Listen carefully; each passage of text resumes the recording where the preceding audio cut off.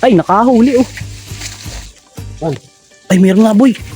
At ito na nga ang day 3 ng ating bitag sa labuyo o wild chicken. Aba ay nakahuli na naman tayo. Pero tika antrop, pasok. Kasarapan nga.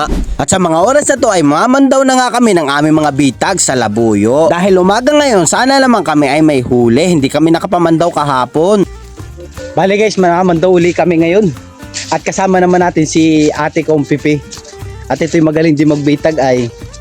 At sa mga oras na to, itong una namin bitag ay negative, walang huli, hindi igkas. Ops, teka, shoutout muna tayo. Shoutout kay Steven. Idol, ingat ka palagi. God bless. Bale guys, doon kami nakahuli ng isa. Kahapon, nung aming pagpandaw, kahapon doon kami nakahuli sa unang bitag namin yun. Ngayon ay walang huli. Bale, pupunta naman kami dito sa kabila.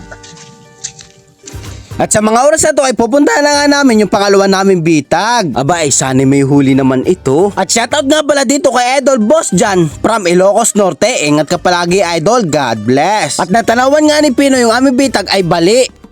Bali. Oh, bali. Ay, nakahuli oh. Utang na. Oh. Nakahuli guys oh. Pinuto lang ito. Nang pumandaw. Pinuto lang guys oh. Ay, gulo-gulo dyan eh.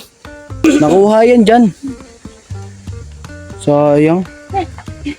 Bali guys ay nakahuli. Siguro yung nakuha ng iba. Pinutol yung aming bawigan, yung digkas. Lagay ng digkas. Di talagang ay oh.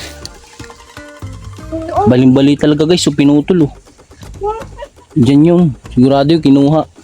Sayang, baka kasi labuyo yun. Di na sana ako magbibitag kung nakahuli to na labuyo. Kahit isa lang natandang na labuyo ay hindi na ako magbibitag sa susunod. Kapag nakahuli ako ng labuyo, di bali na makakahuli pa naman tayo ng labuyo. Mahaba pa naman ang panahon. Bali guys, papunta na tayo sa kabilang bitag.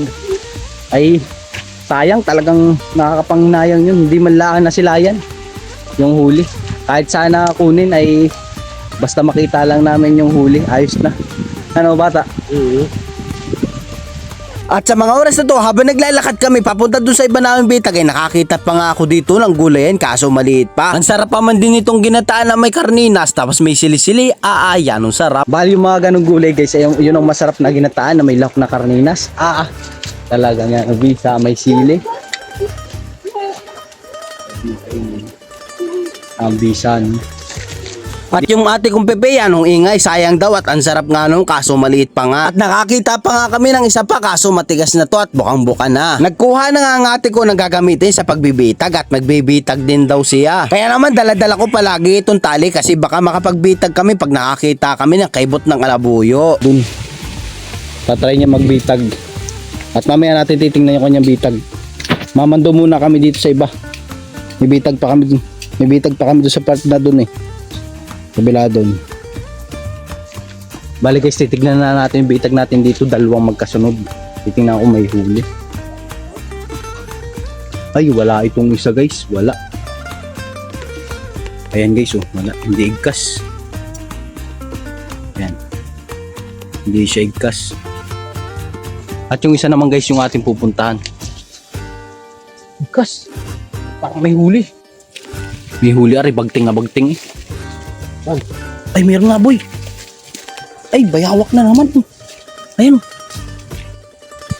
Oo nga no. Bata, bayawak na naman. Yari, alpasan natin mamaya sa ilog ano. At ito na nga yung nahuli. At alpasan naman namin ito sa ilog pagkatapos namin mamandaw. Ayusin lang uli ni Pino yung aming bitag, baka makakadali na ng labuyo. Puro bayawak na uhuli natin, pagkakarami ditong bayawak ay. Punta ko muna yung ate ko.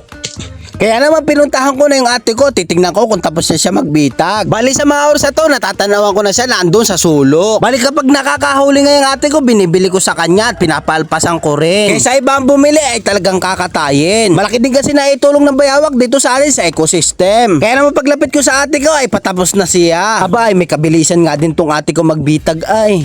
Bali guys, magbibitag pa daw si Pinoy, magdadagdag pa doon sa may bandang unahan.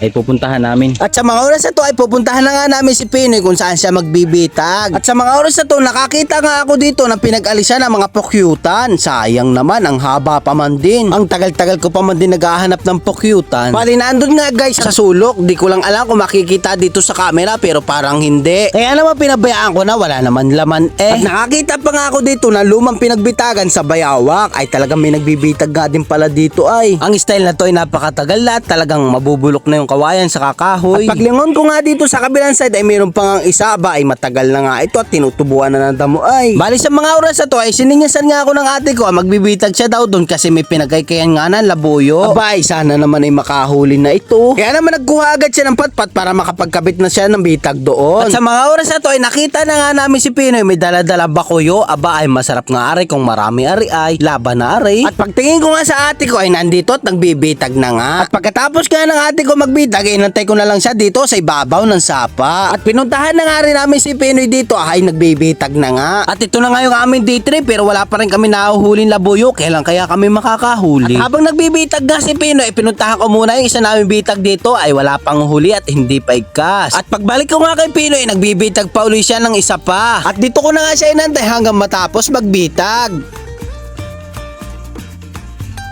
Bali guys ay pauwi na kami.